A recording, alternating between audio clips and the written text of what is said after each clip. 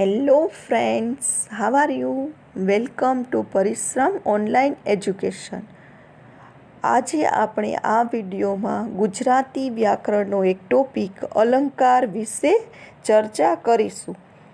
અલંકાર શબ્દ અલંગ પ્લસ કૃત ધાતુ પરથી ઉતરી આવ્યો છે. અલંકાર એટલે શું?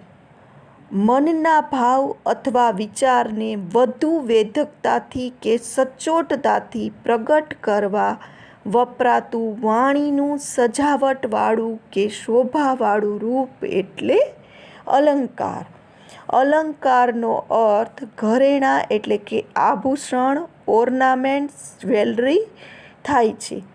જેમ આભૂષણનો ઉપયોગ વ્યક્તિને સુશોભિત કરવામાં આવે છે, તેવી જ રીતે અલંકારનો ઉપયોગ ભાષાને સમૃદ્ધ કરવા માટે થાય છે. સ્ત્રી ઘરેણાં પહેરેલી ખૂબ જ સુંદર લાગે છે, તેમાં તેનું રૂપ નિખરી આવે છે. તો આપણે ભાષામાં પણ અલંકારનું એટલું જ મહત્ત્વ તે ધરાવે છે. હવે આપણે અલંકાર સમજવા માટે નીચેની બાબતો સમજીએ.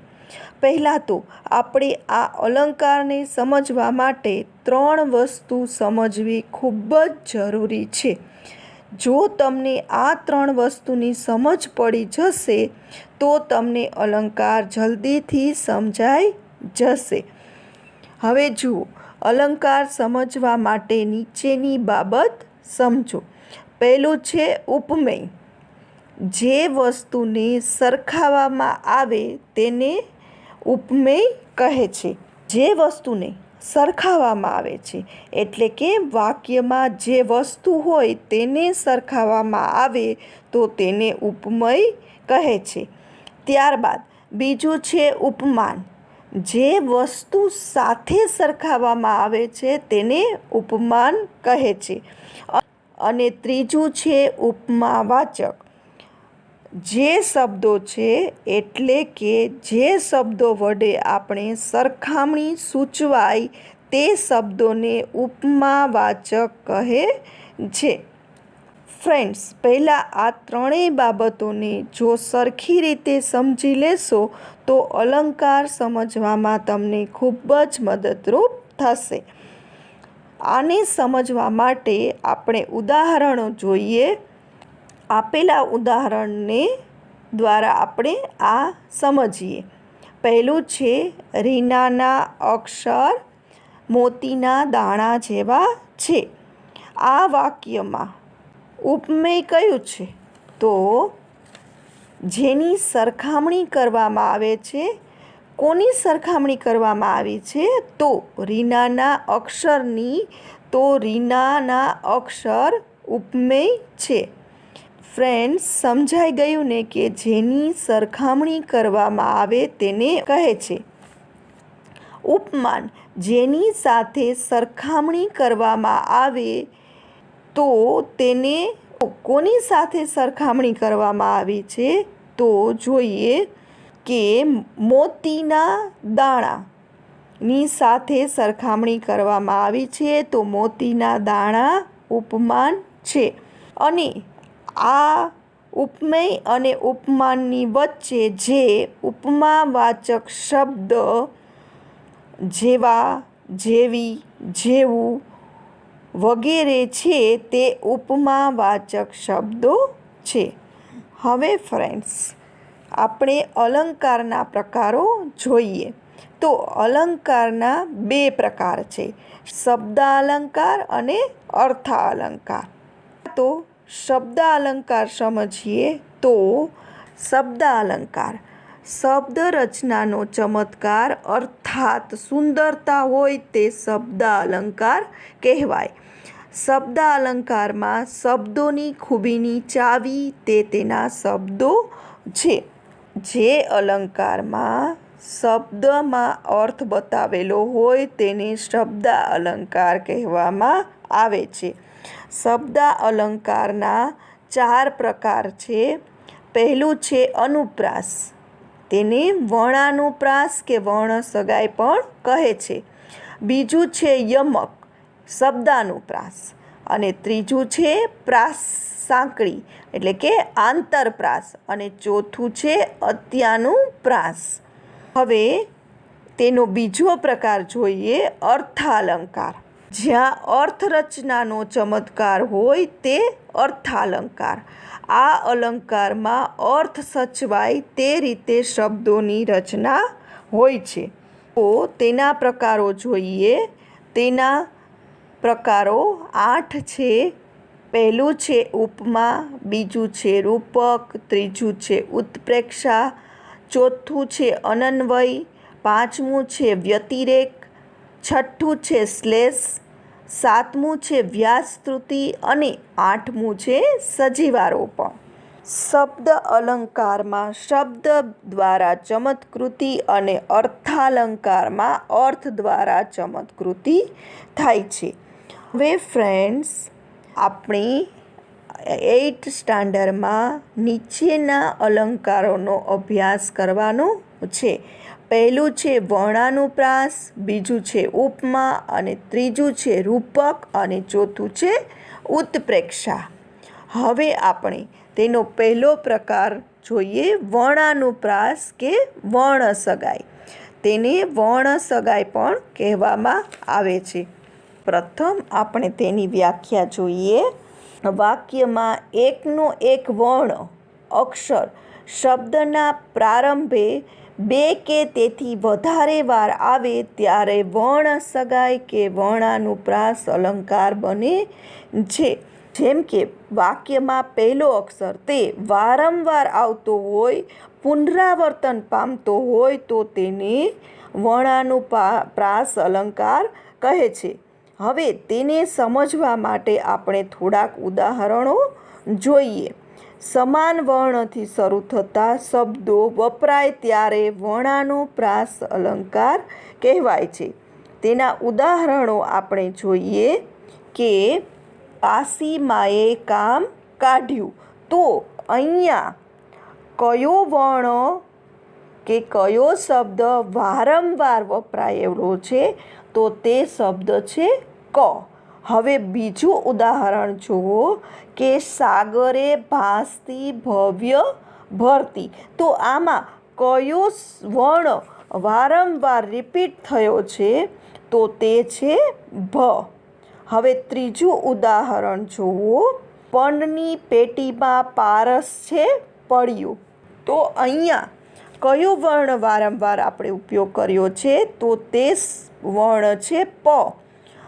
આમાં પ 5 વખત ઉપયોગમાં આવ્યો છે. આવી રીતે એકના એક વર્ણનું 4 થી 5 વાર જો વારંવાર તેને રિપીટ કરવામાં આવે તો તે વર્ણાનું અલંકાર કહેવાય છે. હજી 2 ઉદાહરણો જોઈએ. કરણે કવચ કાપ્યું. તો આમાં કયો વર્ણ રિપીટ થયો છે ક. હવે પાંચમું ઉદાહરણ છે જળનો જવાન જળવતી બને. તો અહીંયા પણ 3 વખત જનો ઉપયોગ થયો છે. આ અલંકાર જમક અલંકાર તરીકે પણ ઓળખાય છે. આ વર્ણાનુપ્રાસ અલંકારને જમક અલંકાર પણ કહેવામાં આવે છે. હવે ફ્રેન્ડ્સ, હજી 1-2 ઉદાહરણો જોઈએ કે જે તમને સાંભળવાની મજા આવશે. કાકાએ કાકીને કહ્યું કે કાચના કબાટમાંથી કાચી કેરીનું કચુંબર કાઢ. તો અહીંયા કયો શબ્દ વારંવાર ઉપયોગ થયો છે તો તે છે ક. હવે તેવું બીજું ઉદાહરણ જોવો. चंदू के चाचा ने चंदू की चाची को चांदनी रात में चांदनी चौक में चांदी की चमची से चटनी चटाई. तो અહીંયા ચ વર્ણ વધારે વાર ઉપયોગમાં આવ્યો છે. હવે ફ્રેન્ડ્સ, આપણે બીજો પ્રકાર જોઈએ તે છે ઉપમા અલંકાર. હવે ઉપમા અલંકાર સમજતા પહેલાં આપણે પહેલાં ઉપમય, ઉપમાન અને જે ઉપમાવાચક શબ્દ સમજ્યા હતા તે યાદ કરો. ઉપમેય વાક્યમાં જેની સરખામણી કરવાની હોય તેને ઉપમેય કહેવામાં આવે છે અને ઉપમેયની ઉપમાન સાથે સરખામણી થાય છે. જેવું, જેવી, જેવો, સમાન, સરખો, સો, જેમ, સમોવડું, પેઠે, સી જેવા ઉપમાવાચક શબ્દો દ્વારા સરખામણી થાય છે. એટલે કે વાક્યમાં એવો કોઈ ખાસ ગુણ હોય જેના અંગે સરખામણી કરવામાં આવે તો ઉપમા અલંકાર બને છે.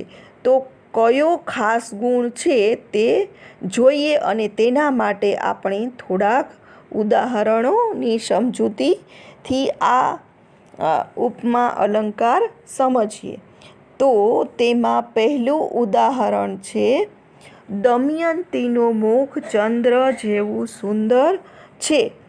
તો ખાસ ગુણ કયું છે આમાં?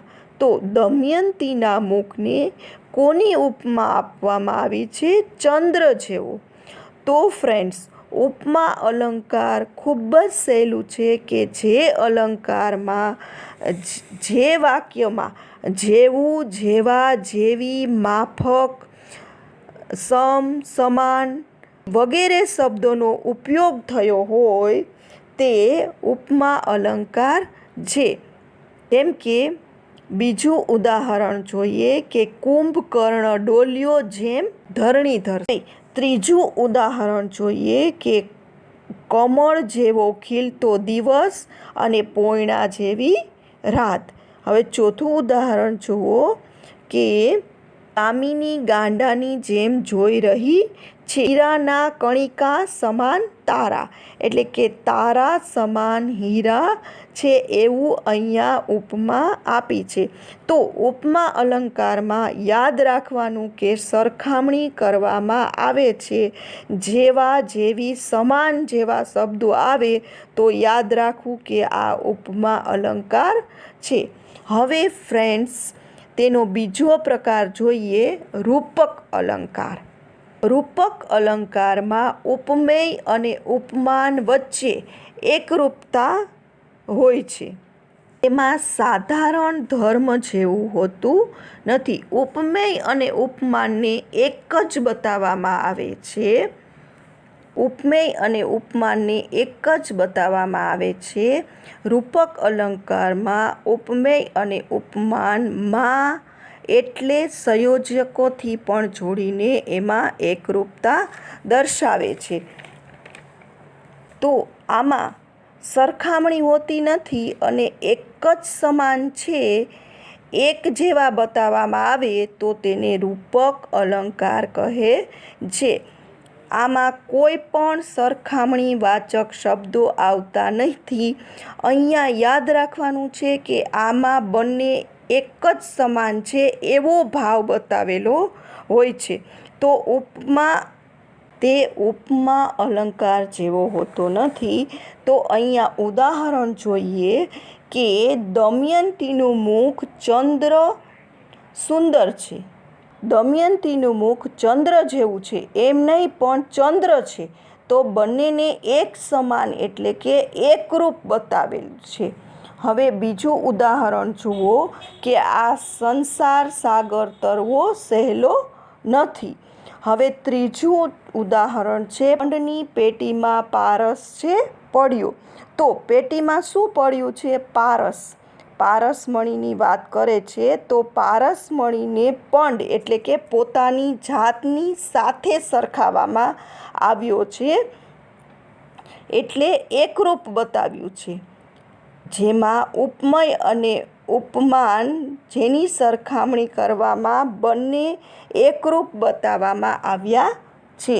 હવે ચોથું ઉદાહરણ જોઈએ કે વેશ ટેકને આડી ગલી.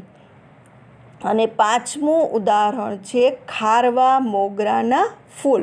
તો અહીંયા એકબીજાની સાથે એક જ સમાન તે બે છે એવું બતાવવામાં આવ્યું છે. તો આ અલંકાર બને છે રૂપક. તો ફ્રેન્ડ્સ, રૂપક અલંકારમાં ઉપમેય અને ઉપમાન સંબંધ વિભક્તિના નો, ની, નું, ના જેવા અનુગ્રહ પણ જોડાયેલા હોય છે. રૂપક અલંકારમાં ઉપમેય અને ઉપમાન માં એટલે સંયોજકોથી પણ જોડીને એકરૂપતા દેખાડે છે. હવે આપણે ત્યાર પછીનો પ્રકાર જોઈએ, તે છે ઉત્પ્રેક્ષા. ઉપમેય જાણે ઉપમાન હોય તેવી સંભાવના કરવામાં આવે છે. અહીંયા હોય નહીં પણ સંભાવના કરવામાં આવે છે.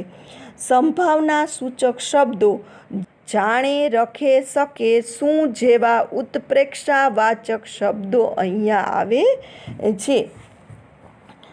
જેમ કે આપણે ઉદાહરણ જોઈએ તો હાથી જાણે રમતો હોય તેમ સૂંઢ હલાવી રહ્યો. અહીંયા સંભાવના કરવામાં આવી છે. બીજું ઉદાહરણ જુઓ, જાપે વિજય થયો હોય તેમ પાડો આનંદમાં રણક્યો. હૈયું જાણે હિમાલય, કાયાના સરોવર જાણે દેવે ચડ્યા. તેનું જીવન જાણે કે કપાયેલા પતંગ. અહીંયા ફ્રેન્ડ્સ જુઓ, જાણે શબ્દ વચ્ચે બતાવીને ખબર પડે છે આપણને કે અહીંયા સંભાવના કરવામાં આવી છે.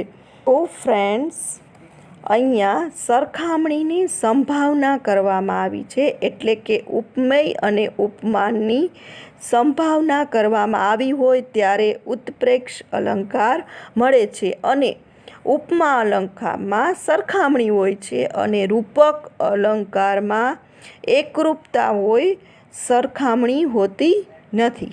તો હવે ફ્રેન્ડ્સ, બધા જ ચારે ચાર અલંકાર બરાબર રીતે સમજી ગયા હશો. Okay friends, thank you.